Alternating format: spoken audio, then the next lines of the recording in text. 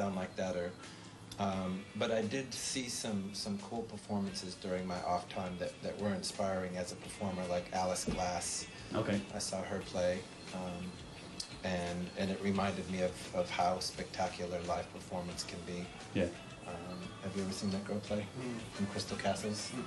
Wildcat. Oh, Crystal Castles getting a lot of love. She's a flippin' wildcat.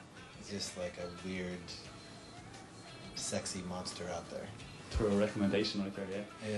Yeah.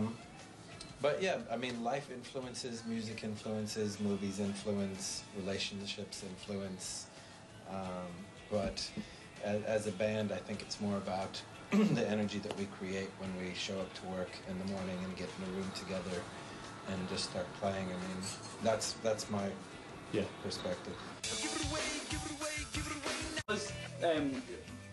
What was the mood? Because there's so much shade in it. It goes from being really funky and really happy and, you know, just good. You want to just dance and rock about, and then there's some little darker, more melancholy moments. What was kind of the vibe when you sat down and said, right, where are we going to take this one? Because you've been away for a while, obviously. Yeah, we didn't really have that moment where we're going to take it. I mean, I think that we all have ideas about things. Some of us to, you know, more of a degree than others.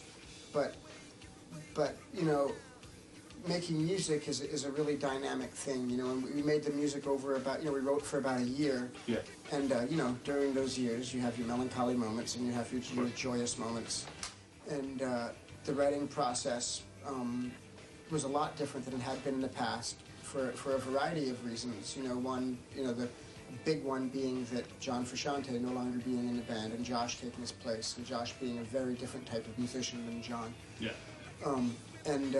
You know, my approach as a writer was a lot different too. Just had grown in some ways as a musician.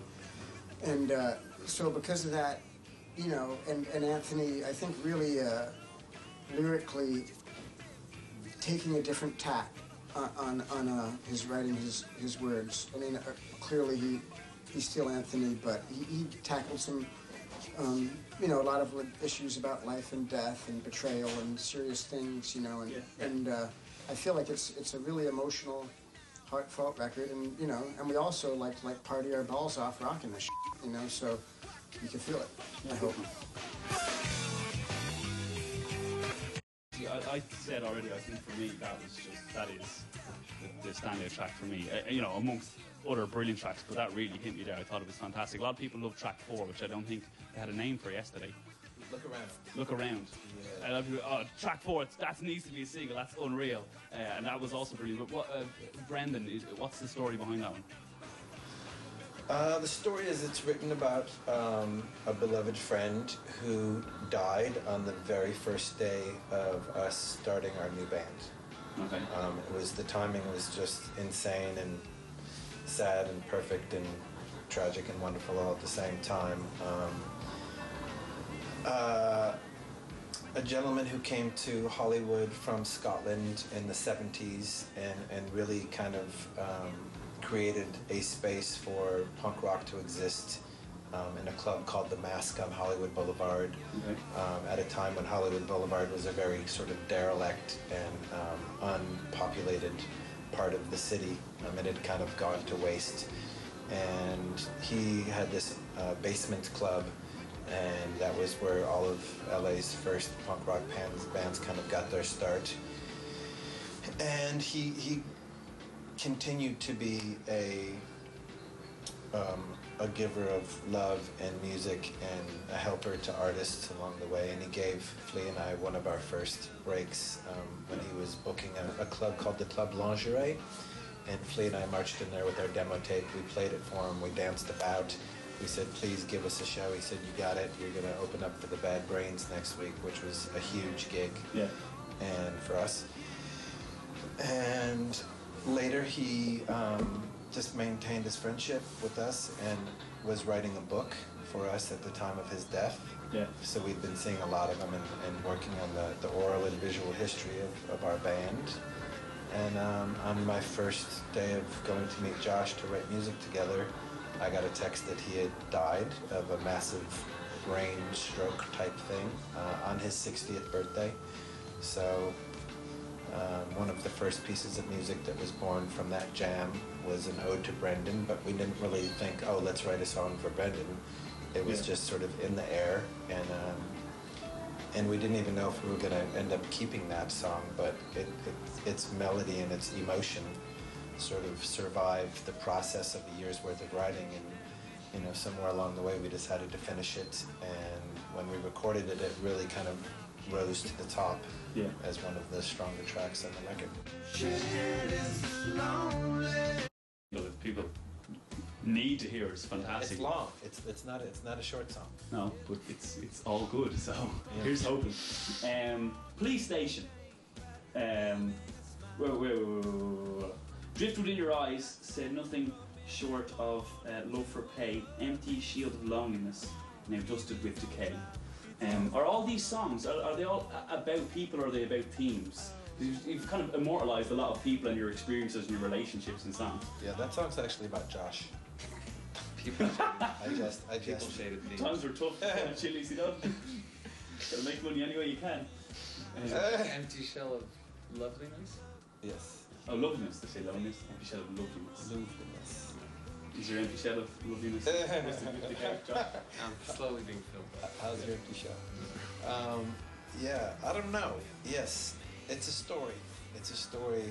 It's a fictitious story. Okay, yeah.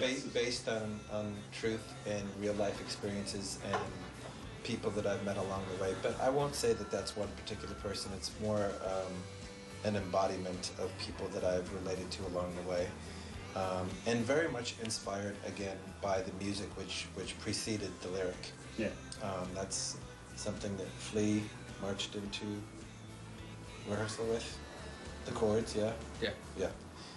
Flea, who'd been teaching himself how to play piano, came and brought those chords, and it sounded kind of like a Sunday afternoon, a melancholy, reflective vibe to me, and I just started hearing things and imagining things, and drew from experience, but wrote a story. Who was born with the legs of a horse but the head of a human, should he be eligible to run in the Olympics? The Narnian Olympics. Yeah, the No, okay, fair enough. Anthony, how do you feel about manscaping? Manscaping, I'm against it. Against it? Well, I think there's a line. Certainly is. what if were you manscaping the horseman? Manscaping the half and half back. I don't like to see a man The last question you asked. manscaping. Oh, you can manscape a lot. Yeah. Make him a bit more human. He could run. Yeah, I'm definitely not going to become a manscaper as a profession. Okay. Good. The shaved chest look, I think if you have hair on your chest, just go with it and be that guy. It always makes me uncomfortable when I see manscaping in action. What you do down below is your own business if you want to tidy up. I understand that. Yeah. But for the public parts, the arms, the legs, the chest, let it be. Let nature, Yeah. of course. Fair enough. Thank you. Such a fantastic history, and it's so colourful, and it's happy and it's sad, and it's crazed in equal measure. Happy sad. Happy sad. When you first met the guys, there's a wonderful story about your hair. Would you recap it for us? Get the worst hair you ever saw. Greatest hair of all time. What are we talking? Like Frozeville? No, I wish I had a fro. That would have been really It's like good. Sunset Strip hard rock It styles. was. See, now Flea doesn't really appreciate a good Detroit moment. That's true. It's true. And me being an elitist, arrogant. I mean, look at him! Look at him! Right. No, no, it was. I think the story you're referring to is.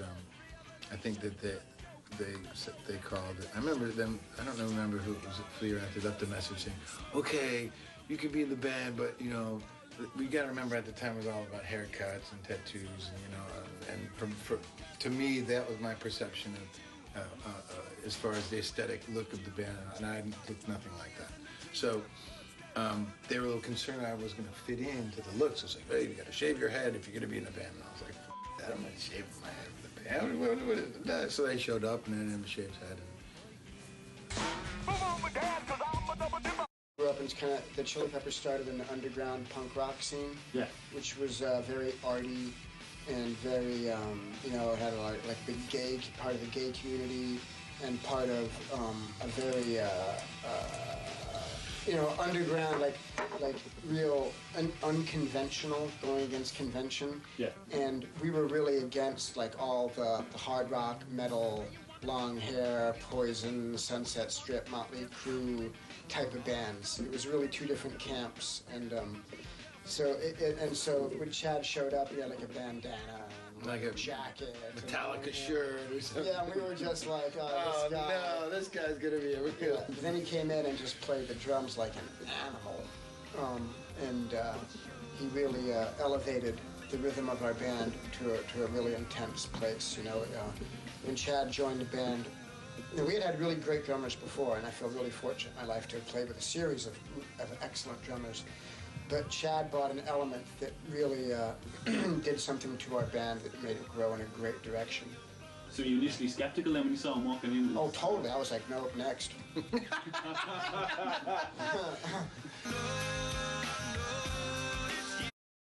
Dance was brilliant. The start of it, right? First mention. Really? First mention. I'll tell you what it is, right? This is first mention, by the way, just to clarify. First mention. First mention. The start of it, like the very, very start of it, it's like, I was kind of, it was a vibe, you probably hate comparison to other band. When I heard it, I was kind of thinking like Streets Have No Name. I was like, this is going to be a big, mad, epic opener. You've heard of that? You too? Have I heard it? Little band, not doing much.